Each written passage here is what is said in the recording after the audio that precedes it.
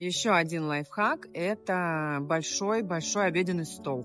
Половину этого стола можно отнести к рабочему пространству, а половину к обеденному. Поэтому для приема пищи ничего не нужно будет убирать.